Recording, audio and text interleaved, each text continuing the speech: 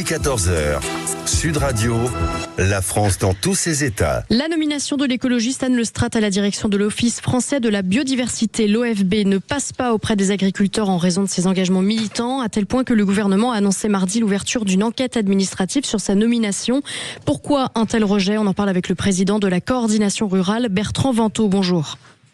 Bonjour. Bonjour Bertrand Vantaux. Oui, c'est quand même. Alors on n'est pas une surprise près, une contradiction près. L'Office français de la biodiversité, bon, c'est un organisme qui a le mérite d'exister. Et au moment où on est quand même en conflit avec le monde agricole, entre l'exécutif et le monde agricole, ça vous chatouille que ce soit Madame Amélie Lestrate, Anne Lestrate qui soit nommée à cette direction? Ah, mais ça, c'est pas que ça nous chatouille à la SR, c'est que c'est comme si on avait envoyé une bombe comme celle d'Hiroshima sur l'agriculture française. C'est une catastrophe. C'est une provocation. Donc pour vous, c'est une provocation, presque. Ah, mais c'est une provocation. Mais de toute façon, ce qui avait été dit lors du congrès, lors de mon élection du congrès à Auch, en disant qu'ils étaient en train de vouloir convier toutes les strates de décision. Mais regardez, on fait 2 mois de manifestation et on nous nomme le strat à la tête de l'OFB. Donc le message qui est envoyé, il est pas bon. Et en particulier, on dit on va ouvrir une enquête, mais il y a besoin d'ouvrir une enquête pour savoir qui a nommé Madame Lestrate à la tête de l'OFB. Là, c'est le deuxième. Ça veut dire qu'on se fout encore de nous, parce que tout le monde sait comment elle a été nommée et par qui. Il n'y a pas besoin de faire une enquête. Ça veut dire que aujourd'hui, le Premier ministre et la ministre de l'Agriculture doivent nous dire qui l'a nommé. Bertrand Vantaux, rappelez-nous qui est Anne Lestrate. Qu'est-ce que vous lui reprochez? En fait, elle a eu un passé engagé à Europe Écologie Les Verts. Elle est très proche d'Extinction Rebellion, qui est un mouvement et des soulèvements de la terre qui sont des mouvements entre guillemets un peu terroristes et qui sont anti-agriculture classique. Donc, elle a un passé lourd de militant écologiste. Elle a été engagée. Elle a même été élue à la mairie de Paris. Mais ça, c'est quelqu'un qui est profondément du milieu de l'écologie décroissante. C'est ça. Donc, le signal qu'on envoie aux agriculteurs pour leur dire on va essayer d'arrêter d'un peu de vous embêter et compagnie avec l'OFB, on nous envoie quelqu'un qui vient du milieu écologiste radical et pensée décroissante. Je ne vais pas me faire l'avocat du diable, Bertrand Vantaux, mais le domaine de la biodiversité, on va dire qu'elle est un petit peu chez elle, quelque part. Elle a quelques raisons d'être compétente. Elle n'est pas plus compétente que les agriculteurs pour faire de la biodiversité. Ce sont d'abord les agriculteurs, les forestiers et les propriétaires d'étangs qui sont aujourd'hui les fabricants de la biodiversité comme on la connaît aujourd'hui, qui sont capables de la conserver. C'est les gens qui viennent nous l'expliquer alors qu'ils ne savent pas ce que c'est que façonner du paysage, entretenir du paysage et surtout payer des impôts locaux sur des terres quand on est propriétaire ou quand on est fermier. Aujourd'hui, le vrai sujet, c'est qu'on n'est plus maître chez nous en étant propriétaire de foncier avec des gens comme ça. Bertrand Vantaux, expliquez-moi quel est l'impact de l'OFB, l'Office français de la biodiversité, sur l'agriculture française. C'est un organisme qui a un pouvoir de décision, d'orientation, dont vous avez besoin, vous, pour conduire vos exploitations agricoles? Alors, on n'a absolument pas besoin de l'OFB. L'OFB a surtout des missions de contrôle, des missions de police environnementale, c'est sa mission première, et c'est surtout, une fois de plus, un organisme qui devient un doublon d'État, qui coûte extrêmement cher, qui a s'il est mal piloté, peut être extrêmement néfaste à l'agriculture française et l'entraver de nombreuses fois. Je vais vous prendre un exemple très concret qui se passe aujourd'hui sur le territoire de la Nouvelle-Aquitaine. Vous aviez une entreprise de drainage qui s'appelle Cire Drainage, qui a été perquisitionnée sur ordre du parquet de La Rochelle, et aujourd'hui, vous avez 200 agents de l'OFB qui sont en train de venir regarder si les drains sont conformes ou pas des parcelles agricoles. Ils ont déployé 200 personnes pour voir sur des parcelles qui ont été drainées.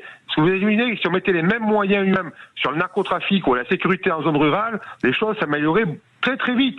Voilà. Donc il y a deux choses, il y a deux choix qui sont en train de se passer. Il y a l'écologie qui punit l'agriculture, on leur met tous les moyens de police nécessaires, et puis pour nous aider à encore produire, on n'a aucun moyen. Vous expliquez ça par la pression de quel intérêt économique ou politique? Vous pensez que la FNSEA serait derrière, ou elle-même n'est pas d'accord avec cette orientation de l'Office français de la biodiversité? Alors, je trouve la réponse. Alors, bien sûr, on a fait un communiqué de presse en demandant le positionnement dans le même sens que le nôtre, c'est-à-dire la démission ou du moins la radiation d'Anne Lestrate de la tête de l'OFB. Et puis, et donc on a fait un communiqué en demandant de se positionner. Et là, j'ai lu la réponse de la FNSEA, qui reprend pas les termes qu'on dit, qui sont, bien sûr, effectivement, ils sont pas contents. Mais elle a un malaise aussi, hein. Oui. Oui, non, mais non. Le problème qu'il y a, c'est que quand on regarde la composition du conseil d'administration de l'OFB, alors effectivement, c'est pas le monde agricole qui pèse le plus dans l'organisation, mais il y a un représentant de la FNSEA et il y a un représentant de Chambre d'agriculture de France. Donc la FNSEA, je suis quand même surpris, peut-être que c'est le cas, hein, je suis quand même surpris que la FNSEA n'ait pas été au courant de cette nomination en étant à l'intérieur du conseil d'administration. Donc voilà, moi ce que je demande en particulier à Arnaud Rousseau et Sébastien Windsor, qui est président de Chambre de France, c'est d'appuyer notre demande à ce que Madame Lestrate quitte l'OFB le plus rapidement possible. Bon, Bertrand Vantaux, vous avez vu qu'il y a quand même une réaction du gouvernement qui a été interpellée. Il essaie de savoir dans quelles conditions Madame Lestrate a été nommée. En tout cas, voilà, ils réagissent. Oui, si vous voulez. C'est quand même assez surprenant qu'au plus haut niveau de l'État, on sache pas comment est nommée une directrice de l'OFB. Donc ça, je trouve ça assez surprenant. Mais en tout cas, effectivement, il faut qu'ils réagissent.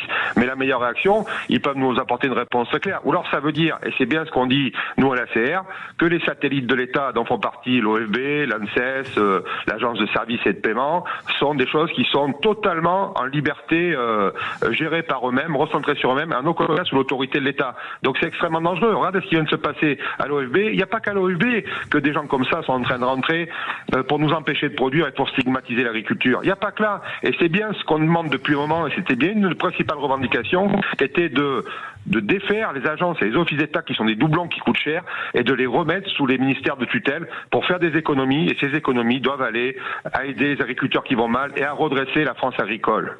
Nous sommes d'accord sur cette priorité.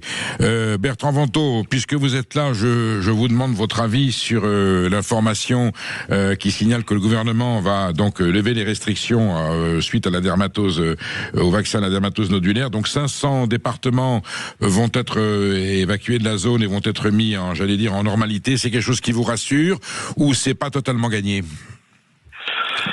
Je suis très inquiet sur la reprise virale dès la fin de l'hiver, début du printemps, qui risque de toucher d'autres départements et donc et continuer. Donc la dermatose risque de continuer à se répandre en France. C'est surtout ça qui m'inquiète, parce qu'on n'aura pas vacciné en amont que le virus soit là. Alors c'était facile de le faire en période hivernale. Donc est-ce que c'est une grande avancée? Non, parce qu'en fait ça veut dire que Annie Genevard ne s'est toujours pas prononcée sur un protocole qui pourrait être différent, c'est-à-dire où on arrête d'abattre des animaux pour rien. Et surtout, je ne sais pas comment la maladie, si elle repart, si le virus repart, va être maîtrisée, aussi bien sur les territoires qui n'ont pas été encore touchés, c'est-à-dire au moins les 4/5e de la France, mais également sur les zones qui ont été juste vaccinées, en particulier la première, la Savoie, où qu'est-ce qui devient pour les éleveurs? Est-ce qu'ils revaccinent dès le printemps? Et puis il y a une autre question qui est toujours pas réglée sur la dermatose, c'est les animaux qui vont être en estive, en particulier dans le Massif central, mais aussi tous les massifs, mais en particulier ceux qui vont être en bordure d'Italie et également d'Espagne. Qu'est-ce qui va se passer quand les troupeaux seront vaccinés d'un côté et pas de l'autre? Il y a beaucoup d'inquiétudes à avoir et je suis très inquiet que Annie Genevard n'ait pas permis de vacciner toute la France avant le printemps. Je souhaite, mais vraiment je le souhaite, que le virus soit contenu, mais s'il ne l'est pas, ça va être une catastrophe au printemps et elle aura des comptes à rendre sur la gestion de cette maladie. On aurait des moyens de le faire là où vraiment, s'il y avait une décision politique de passer à l'acte, on pourrait entamer une procédure de vaccination générale du cheptel bovin français? Mais bien évidemment que c'est possible, c'est qu'une volonté politique. Mais aujourd'hui, il faut pas se leurrer. Il y a un poids des exportateurs de bovins pour pas qu'on vaccine, parce que ils gagneraient un peu moins sur une durée. Mais la vraie question, c'est la vraie question, elle est là. Donc, il y a une pression d'un certain monde économique pour pas qu'il y ait une vaccination, et on se cache derrière son petit doigt en disant, mais si on vaccine, on ne veut pas exporter. Mais l'Espagne vient de signer un protocole d'accord le 27 janvier, que les animaux vaccinés puissent rentrer en Espagne. Donc, c'est pas le problème. Il n'y a pas assez d'animaux à exporter. Donc, ils plieront. Il n'y a pas de souci. Il manque une volonté politique. Ce que dit la ministre de l'Agriculture, c'est, je consulte, c'est pas à moi de trancher. Mais si, quand on est politique, on consulte et on tranche. Elle doit trancher. Elle n'a pas envie de trancher. Et ça, c'est extrêmement. Mais vous savez, elle a consulté sur le Nutri-Score. C'est une ministre qui consulte énormément. Peut-être qu'un jour, elle passera à des actes plus prégnants. Bertrand Vantaux, merci pour votre témoignage et votre humeur. Hein. Je vois bien que vous êtes encore en colère et toujours vigilant. Et bien entendu, Sud Radio est toujours là à votre écoute pour avoir votre témoignage. À très bientôt. Merci.